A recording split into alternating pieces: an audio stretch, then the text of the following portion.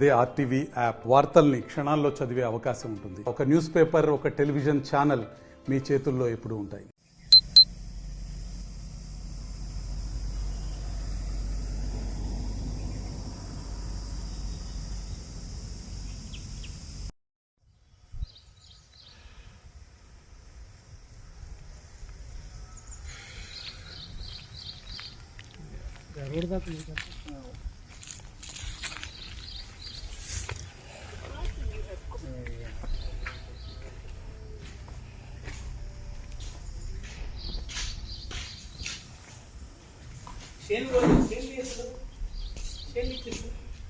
ఇల్లే చేస్తారు మొత్తం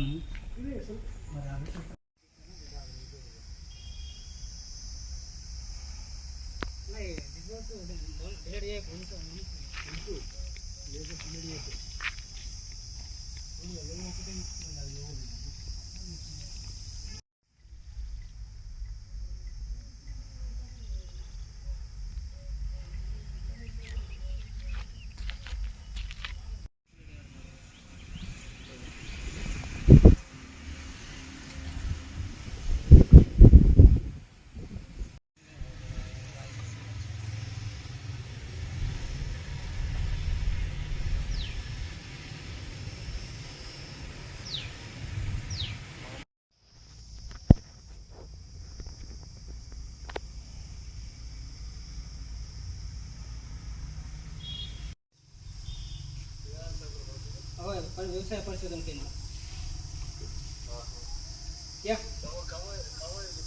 आले तो इथं त्यासाठी फोन करा तुम्हाला इथंच मी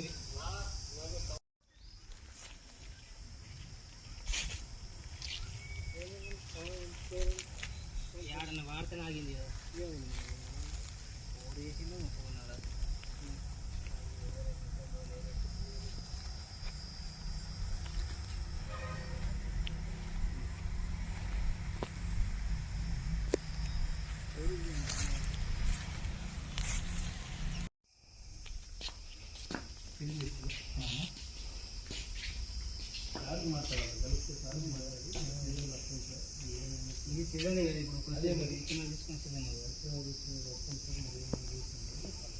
ముదోల్ మండల కేంద్రంలో వ్యవసాయ పరిశోధన స్థానం ఇక్కడ ఉన్నప్పటికీ చదువుకున్న విద్యార్థులకు పాలిటెక్నికల్ కాలేజు ఇప్పటి ప్రభుత్వం ఏర్పాటు చేసినట్టయితే విద్యార్థులకు చాలా మేలు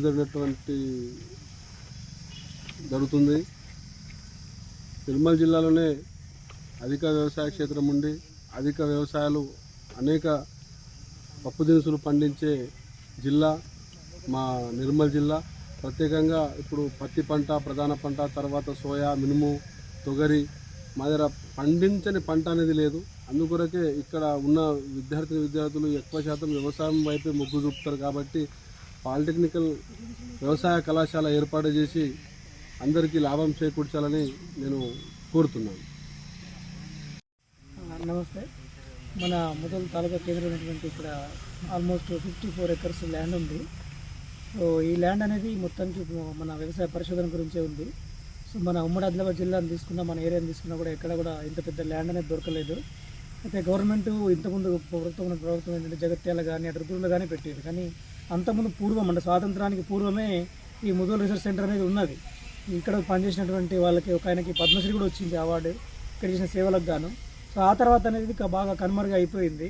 సో ఇంత పెద్ద ల్యాండ్ ఉన్నది, ఇది వ్యవసాయాలందరికీ ఉపయోగపడాలంటే ఇక్కడ రీసెర్చ్ అనేది కంటిన్యూ జరగాలి. మళ్ళీ ఇక్కడ ఆ రీసెర్చ్ అనేది పబ్లిక్గా అందరికీ వెళ్ళాలంటే అది కేవలం విద్యార్థుల ద్వారానే అవుతుంది. సో ఇక్కడ వ్యవసాయ పాలిటెక్నిక్ కాలేజ్ ఏర్పాటు చేస్తే కనుక మనకి ఇక్కడ వ్యవసాయంలో ముఖ్యంగా చూస్తూ ఇప్పుడు సోయా పంట, శనగ పంట కానీ, సో పప్పులు ధాన్యాలు, మిగతా ఏ పంట తీసుకున్నా కూడా ఎక్కువ మొత్తంలో పండిస్తారు.